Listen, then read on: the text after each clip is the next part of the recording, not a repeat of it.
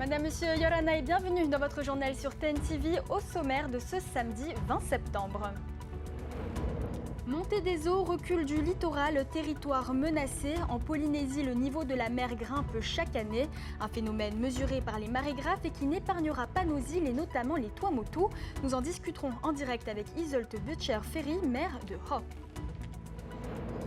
Éducation, dressage, sensibilisation. À Paia, la première édition du Tahiti Uri Days a réuni familles et passionnés autour du chien. Une journée pour mieux considérer ce compagnon à quatre pattes et rappeler les devoirs des propriétaires. Coup de rame intense et dernière bataille, la Hawaii Kinui Solo s'est achevée ce matin après 3 jours de course disputée. Nous ferons le bilan de cette édition relevée avec notre invité Marc Athiou, président de la Hawaii Kinui Solo Va'a. Mémoire de guerre encore vive à Honiara, capitale des Salomon. Le 31e Forum du Pacifique s'est tenu sur l'île de Guadalcanal, théâtre d'une des batailles les plus sanglantes de 1942. Retour en images sur cette histoire qui marque encore le Pacifique.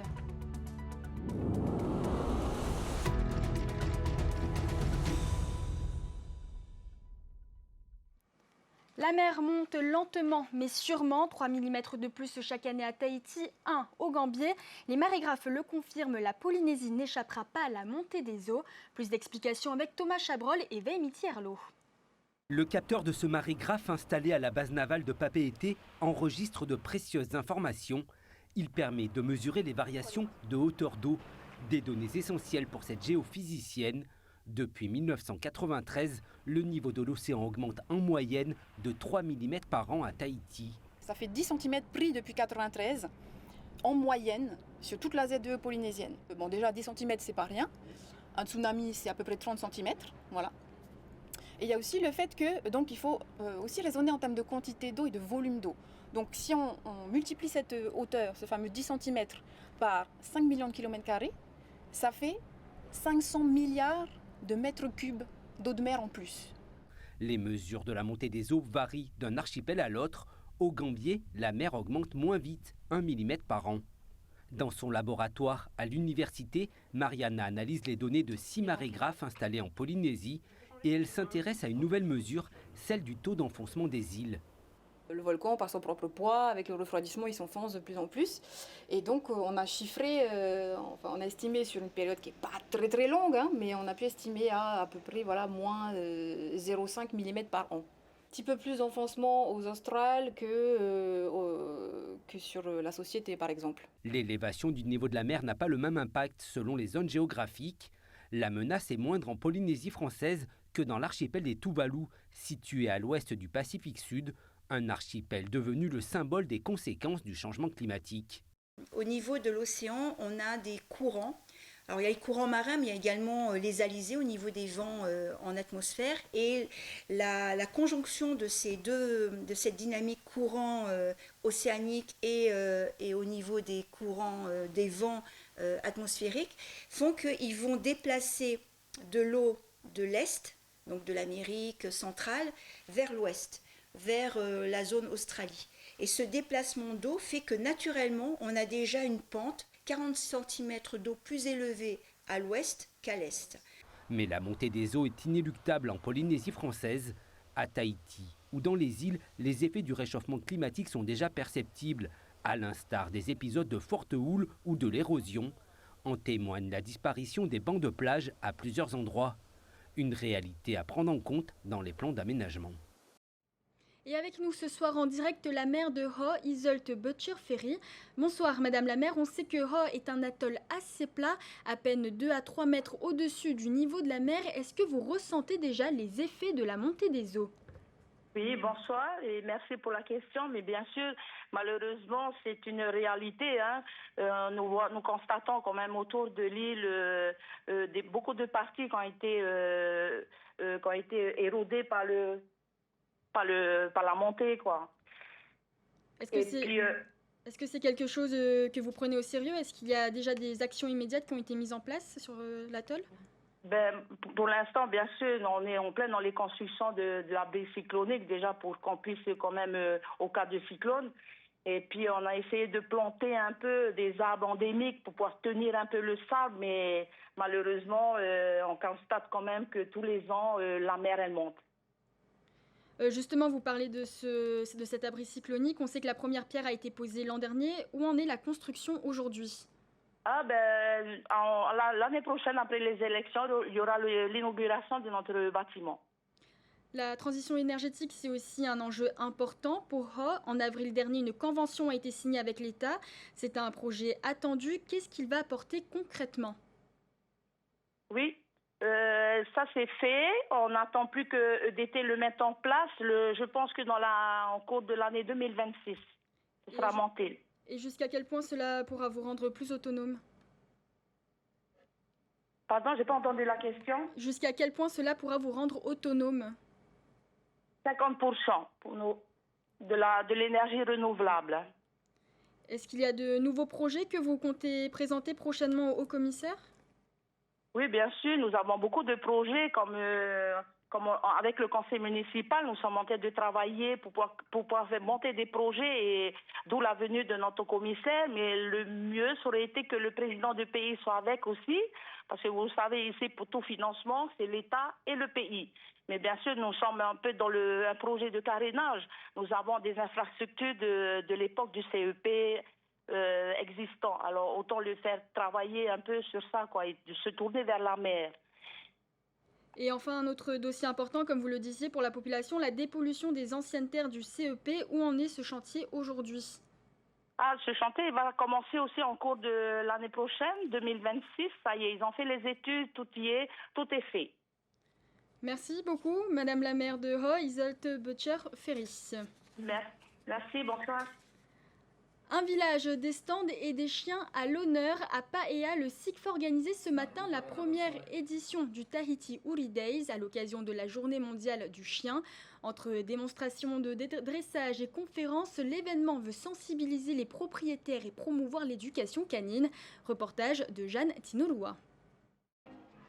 Roxane, Bella, Thanos ou encore Curly, ils étaient nombreux, ces compagnons à quatre pattes, à avoir fait le déplacement pour cette première rencontre du Tahiti Uri Days. Un moment de découverte et de partage aussi pour leur famille qui leur porte un énorme attachement. C'est comme si c'était mon fils. Comme si c'était mon fils. Pour le dressage, c'est plus ma femme et les enfants. Mais c'est moi qui l'emmène chez le vétérinaire quand il est malade.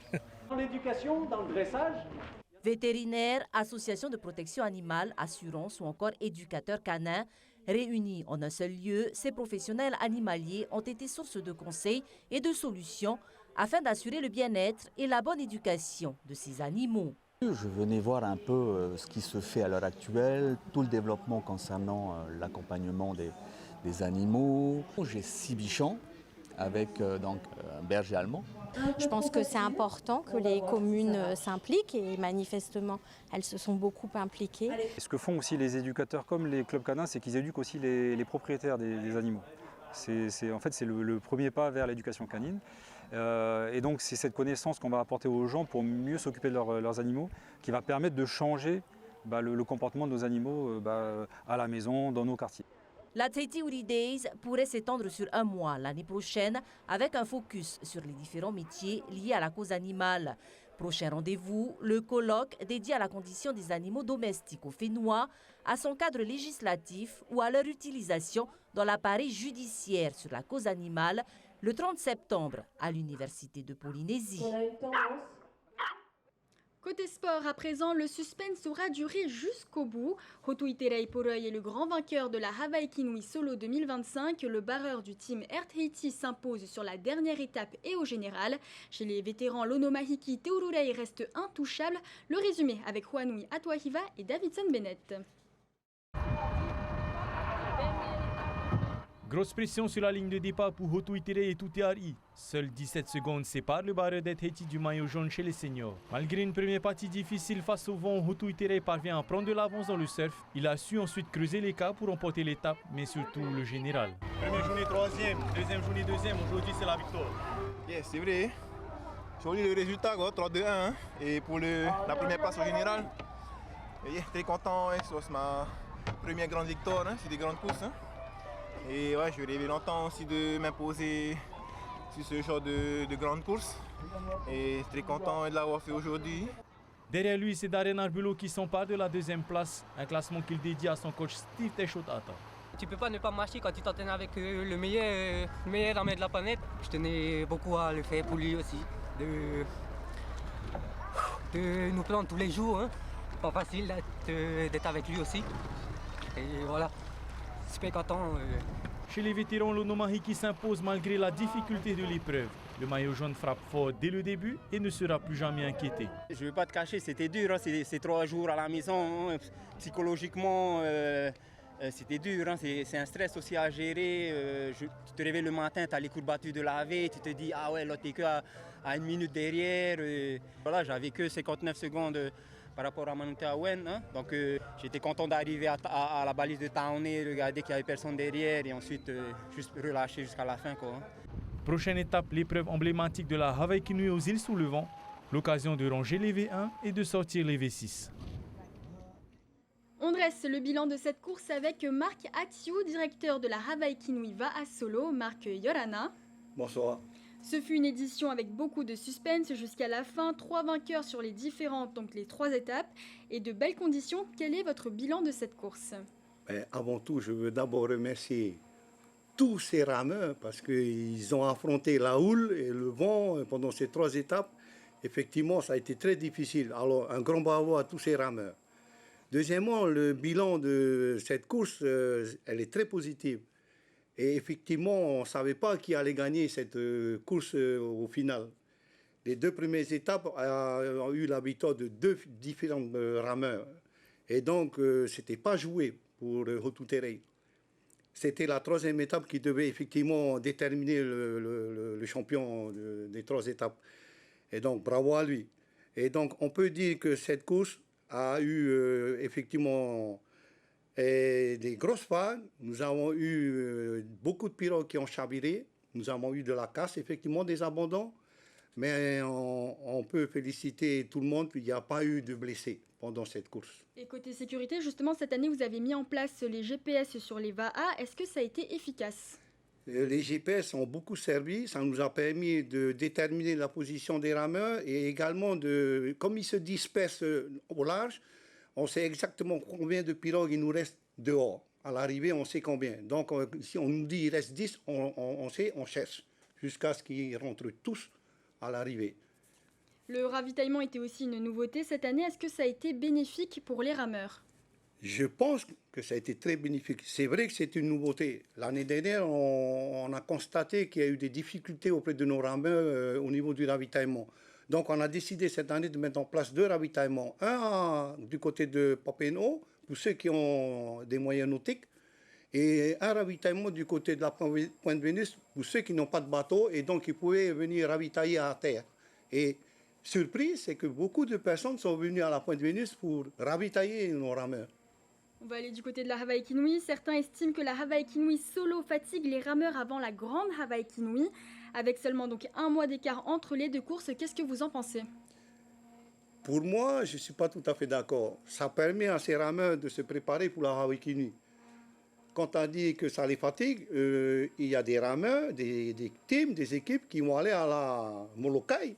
Et pourtant, ils vont à la Molokai avant la Hawaii Kinui. Alors, je ne comprends pas.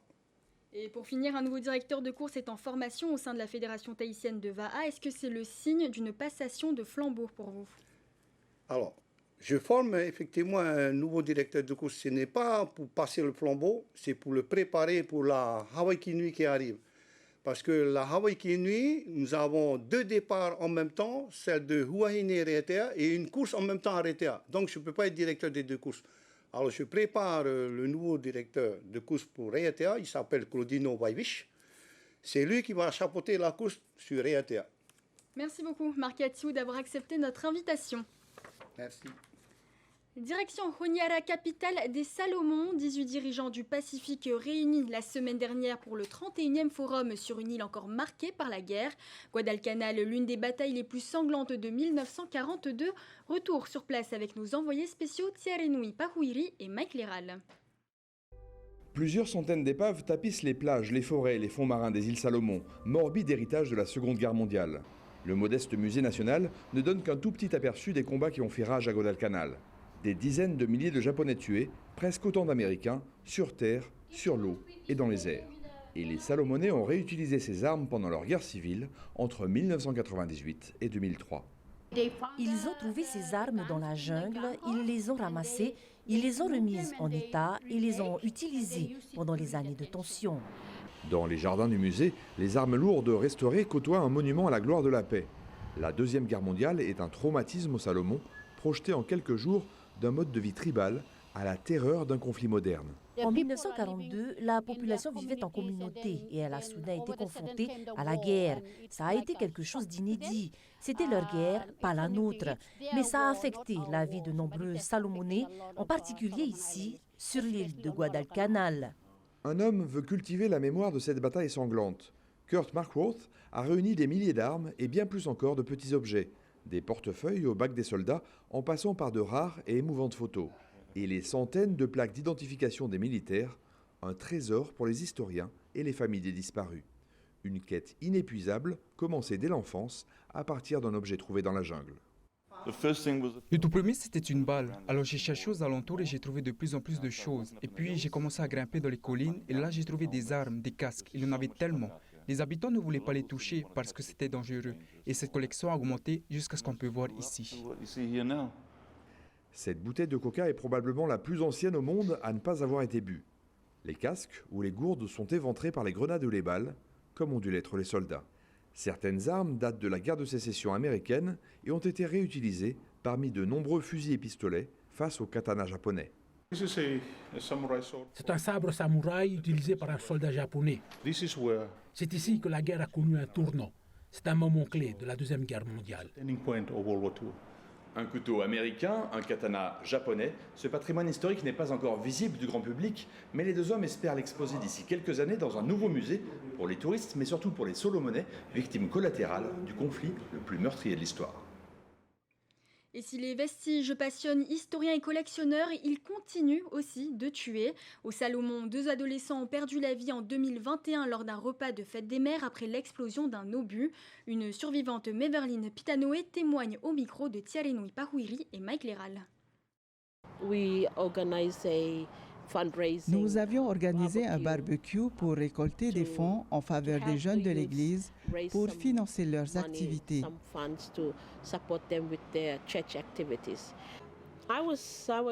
J'étais en train de servir du chou dans un plat quand l'explosion s'est produite. Je me suis retrouvée projetée au sol. Ma main gauche saignait. Je pouvais voir la peau de mon bras qui pendait jusque sur mes côtes.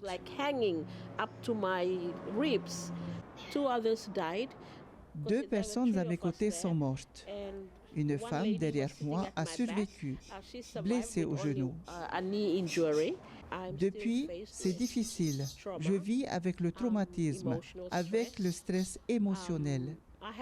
J'ai dû quitter mon travail à cause de mes blessures. Avant, je faisais beaucoup de randonnées. Je marchais avec les jeunes. Aujourd'hui, je ne peux plus, ou seulement au prix de grandes douleurs. Je veux dire aux pays qui se sont battus ici, surtout le Japon et les États-Unis, qu'ils doivent assumer leurs responsabilités face aux personnes innocentes, comme moi, qu'ils ont blessées.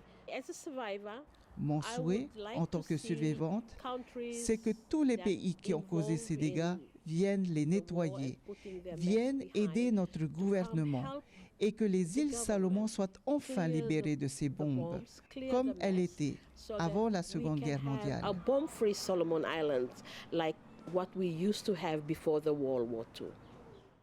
On part cette fois du côté de l'île Sœur. À Mooréal, la fièvre du CrossFit s'installe. Une nouvelle salle ouverte depuis quelques mois rassemble déjà près de 90 adhérents. Une discipline venue des États-Unis qui séduit autant par l'effort que par l'ambiance. Reportage de Veitiare Perer. À Mooréal, le CrossFit fait de plus en plus d'adeptes. Jeunes et moins jeunes, chacun vient se dépasser, transpirer, apprendre et se faire son expérience. J'aime bien la gym, marcher sur les mains, Je sais pas, c'est ludique, c'est sympa, ça change. Et après, la force, je voulais pas du tout faire de force au début. Et maintenant, ça passe de plus en plus tu prends plaisir à charger ta barre. Pour Nel, comme pour beaucoup d'autres, le plaisir de progresser se combine à l'effort physique. D'abord, j'ai commencé par un carnet en promotion où tout était presque offert. Et puis, l'engouement, la technique, l'ambiance fait que et puis ma discipline aussi a fait que j'ai continué mes séances quotidiennement. Et au-delà de l'image parfois impressionnante du CrossFit, les séances mêlent en réalité plusieurs disciplines. Le CrossFit à la base, c'est de l'haltérophilie, de la gym et du conditioning. Et par rapport à ça, maintenant, le CrossFit essaie d'intégrer d'autres disciplines comme le vélo, il y a la course à pied bien sûr, il y a le paddle, on utilise aussi le strongman, donc c'est très varié, quoi. Le CrossFit, c'est donc aussi un lieu de rencontre, de motivation où chacun peut se surpasser à son rythme. Et c'est ce message que les professionnels de la discipline veulent faire passer. Notre but à nous, en fait, dans tous les cas, surtout nous les coachs, c'est de montrer l'envers du CrossFit. Parce qu'en général, quand on tape sur Internet CrossFit, tu vois déjà des mastodons aux États-Unis, alors que justement, c'est pour tout le monde. Et pour entretenir cet engouement, la salle de TMM prévoit déjà sa première compétition interne le 11 novembre, un premier rendez-vous du genre qui marquera une nouvelle étape pour le CrossFit à Mont-Auréa. C'est la fin de ce journal, merci de votre fidélité. Dans un instant, retrouvez Waves avec le portrait de Timéry Monnier, pharmacienne passionnée de surf. Juste après The Voice Kids, l'étape des groupes. Et si vous avez envie de revoir The Voice Kids, sachez que l'émission sera disponible en replay dès ce week-end sur TenTV+. Je vous souhaite une très belle soirée sur TenTV et vous retrouve demain à la même heure. Retrouvez ce journal en replay sur notre site internet et notre application mobile TNTV.